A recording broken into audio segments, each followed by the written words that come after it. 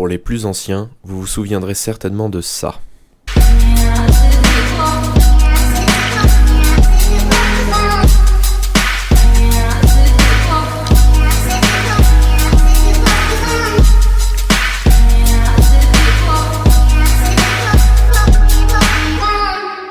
Ou encore ça. La présentation de mon nouveau bébé, c'était le R6. Je viens de le plier. Eh bien, je peux vous dire qu'avec un peu de travail et du temps, on en a fait ça. Le monde n'est pas juste. Mais les valeurs morales s'imposent à tous les êtres humains. Ce n'est pas parce qu'on dirige qu'on est supérieur. Et ceux qui sont dirigés ne sont pas inférieurs. Le monde n'appartient pas aux riches, ni même aux puissants. Il appartient aux hommes de cœur.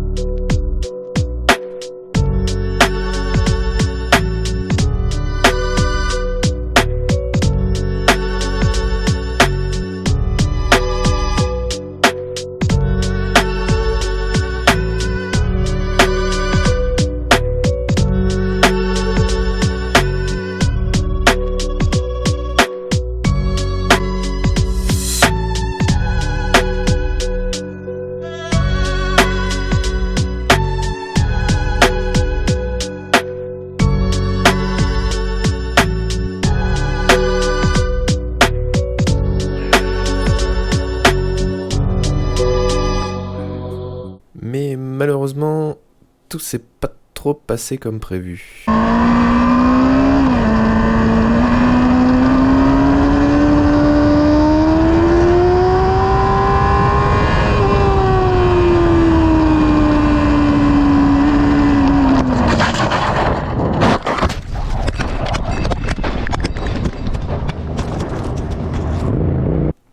Y a pas comme un air de déjà-vu. Allez, il est temps de faire le point.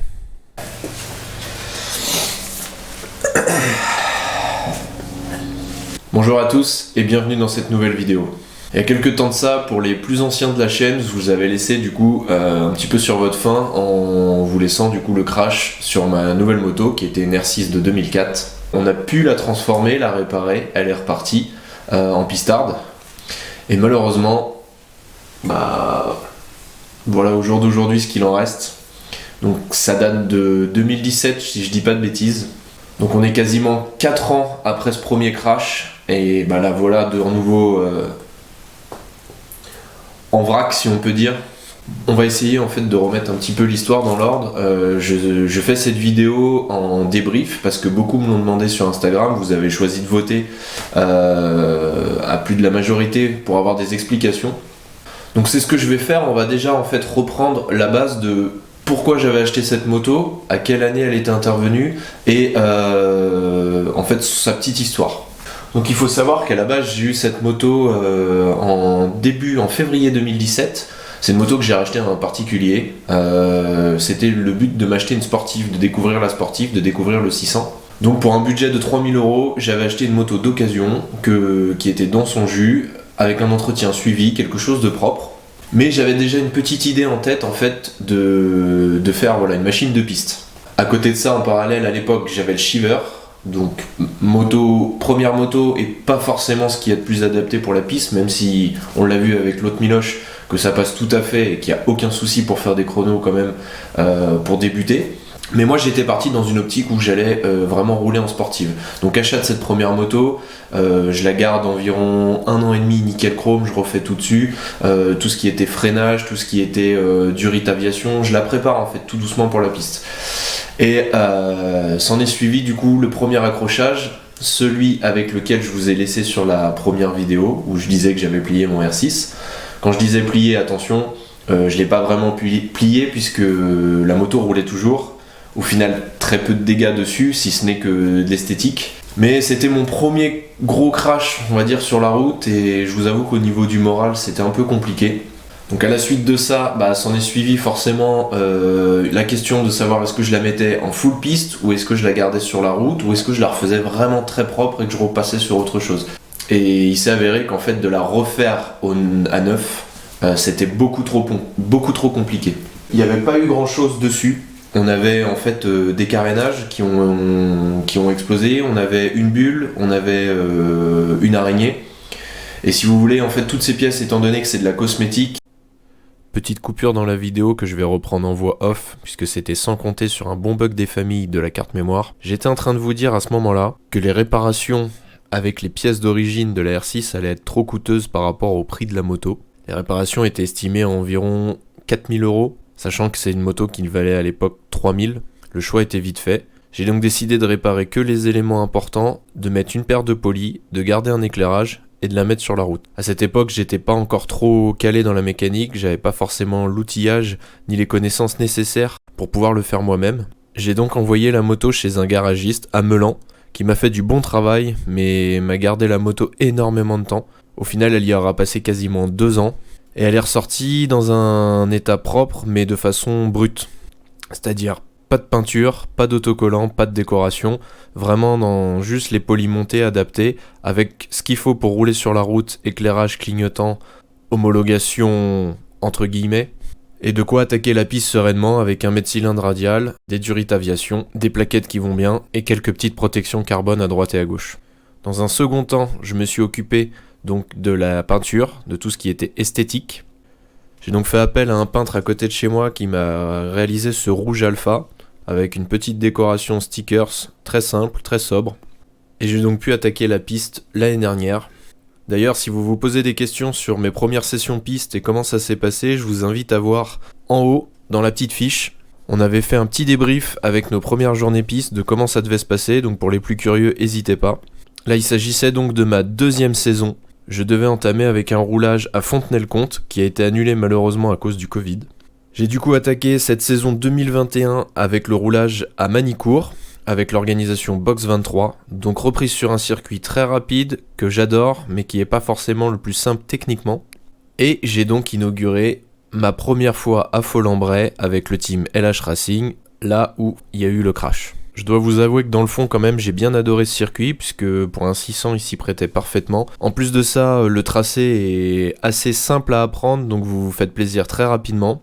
Une très bonne journée ensoleillée et par-dessus tout, j'ai pu rencontrer des personnes assez sympathiques dans les paddocks avec qui on a sympathisé. On roulait donc dans la même catégorie et après quelques sessions piste on a pu échanger et c'est là où Maxime d'ailleurs si tu vas te reconnaître. Donc je disais Maxime qui en fin de session vient me voir et me donne un conseil en me disant qu'au virage de la ferme, donc c'est ce fameux gauche puis droite avant la grande ligne droite, que ce virage en fait peut se passer beaucoup plus vite. Moi j'avais tendance à arriver avec un rapport supérieur, je freinais, je rétrogradais une vitesse et ensuite je me lançais dans le virage mais de façon assez molle on va dire. Pourtant au tout début du circuit, et c'est là où des fois il faut se méfier, cette partie là je la trouvais rigolote parce qu'il y avait un enchaînement gauche-droite et je me dis c'est vraiment sympa parce que ça permet d'être dynamique et il est marrant ce virage. Erreur, je me teste et je me dis que je vais le rentrer en 4ème. Donc sur l'avant-dernière session avant le crash, je rentre ce virage en 4ème. Ça ressort un peu plus mollement mais ça permet de passer un petit peu plus vite. Je me dis impeccable, ça fait comme à Manicourt. Au final la grande entrée avant le virage d'Estoril, c'est nickel, il faut rentrer avec un rapport supérieur, derrière on ressort ses boulets de canon. Il suffit d'assimiler la technique et de se faire à l'attrage, c'est super. Donc j'ai mis en application ça, effectivement je pense que j'ai gagné du temps sur les derniers tours de roulage. Et dernière session, peut-être qu'avec la fatigue, peut-être qu'avec je sais pas, la lassitude, la répétition, je suis arrivé pas forcément plus fort, mais je suis arrivé avec moins d'attention je pense. Le petit coup de frein était pas forcément le même. Et comme j'avais plus de vitesse, j'ai pas voulu sacrifier en fait ma vitesse de passage plutôt que de freiner et de passer carrément moins vite. J'ai dit tant pis, je vais mettre un petit peu plus d'angle. Donc j'ai sacrifié ma trage au détriment de la vitesse. Et il s'est passé ce que vous voyez sur la vidéo, c'est-à-dire que ma roue avant touche le vibreur. Attention parce que les vibreurs, c'est pas les vibreurs des autres circuits, comme c'est un circuit qui accueille des voitures, donc c'est un circuit aussi avec des passages automobiles, vous avez des vibreurs sans vous mentir qui sont au moins hauts de 5 à 6 cm. Donc déjà quand vous posez le genou dessus, ça vous met un petit rappel, mais là la roue avant ça a été fatal.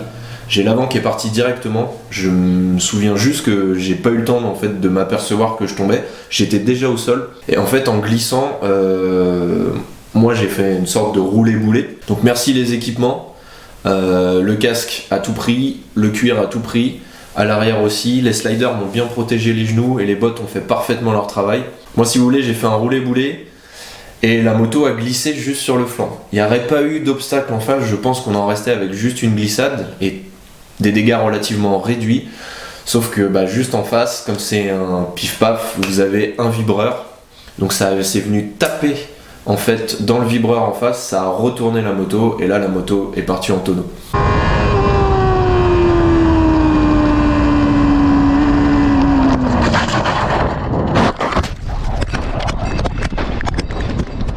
Donc j'ai encore ce souvenir dans la tête où je frotte mon casque par terre, où je me dis ça y est, c'est la chute, j'y suis, c'est dedans. Ça m'a paru d'un côté tellement rapide, mais en même temps j'ai le souvenir en fait de tout ce qui se passe et j'ai l'impression que ça a duré, la chute en slow motion, qui a duré au moins 30 secondes.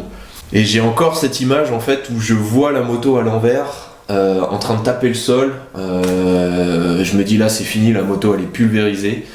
Et j'entends en fait un gros bruit de pa, une grosse explosion. Donc ça c'est le pneu arrière qui a explosé avec la jante. Et en fait je vois des flammes sur la moto. Donc je me dis là la moto prend feu, c'est fini, il n'y a plus rien.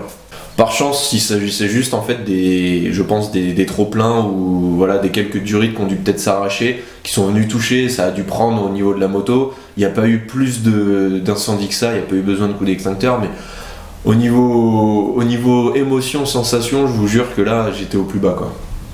Donc moi par chance je m'en sors indemne.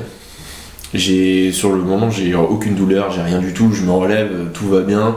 Merci d'ailleurs aux commissaires de course qui sont venus me filer un coup de main.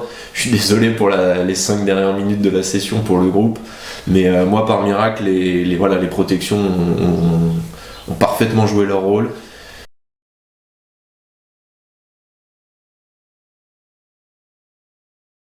Donc au niveau des dégâts, la moto est dans cet état actuellement, comme je vous le disais. J'ai démonté donc le plus gros, j'ai démonté tout ce qui était carénage, j'ai démonté tout ce qui était réservoir, les carters qui étaient cassés.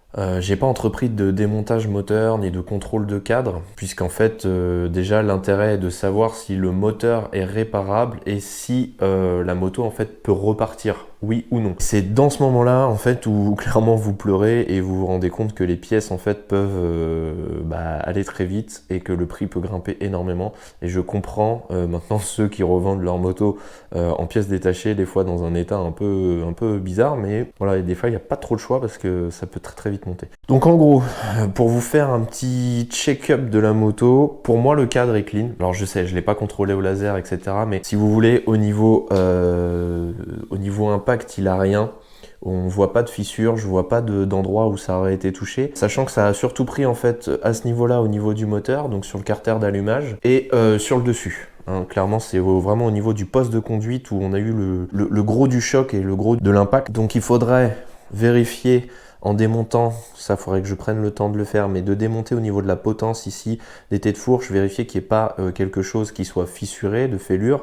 Derrière aussi au niveau de la boucle arrière, quand je vais démonter au niveau des supports, mais pour moi, il n'y a rien de visible, il n'y a pas de déformation, le cadre est clean. Au niveau du poste de pilotage, vous voyez bien qu'en fait elle est retombée en fait sur les têtes de fourche. Donc ça c'est vraiment la partie la plus embêtante. En soi la fourche a l'air d'être ok, mais l'été vous voyez que c'est là où il y a tous les réglages. Ça se vend au détail, c'est juste un boulon en fait à desserrer, vous avez tout le système de réglage qui se vend. Et déjà juste ça, si vous prenez le prix catalogue chez Yamaha, c'est à peu près 220-230 € l'unité. Donc vous en avez deux, déjà ça vous donne un indice sur déjà le coût que ça peut faire. Ensuite mon petit accélérateur tirage court tout neuf que mon pote Thiago de chez TechBike 63 m'avait envoyé. Il est au top. Thiago, je valide, il est super, le tirage court est magnifique, le feeling avec la moto est top, mais vous voyez bien que ça a en fait complètement poncé les câbles. En soi, techniquement, il n'y aurait que les câbles à changer. Je pense pas qu'au niveau de la rotule, il y ait quelque chose de touché, mais voilà, il faut quand même regarder. L'été de fourche, ça a été un peu poncé ici, mais celui supérieur a l'air d'être ok. Celui qui est inférieur, par contre, a un peu ramassé et j'ai une des butées de direction qui a cassé. Donc là, vous avez les deux supports, donc vous avez une araignée complète avec le compteur, tout a été explosé. Le rameur a survécu. Il faudrait juste, en gros, le refixer correctement, mais il a rien. Le Neyman, mais on peut l'enlever et mettre à la limite un Komodo. Tout ce qui est partie électrique, ça on peut l'enlever. Il y a un petit câble d'embrayage à faire. Mon mètre cylindre, donc a été cassé à l'intérieur. Donc là, il y a plus rien.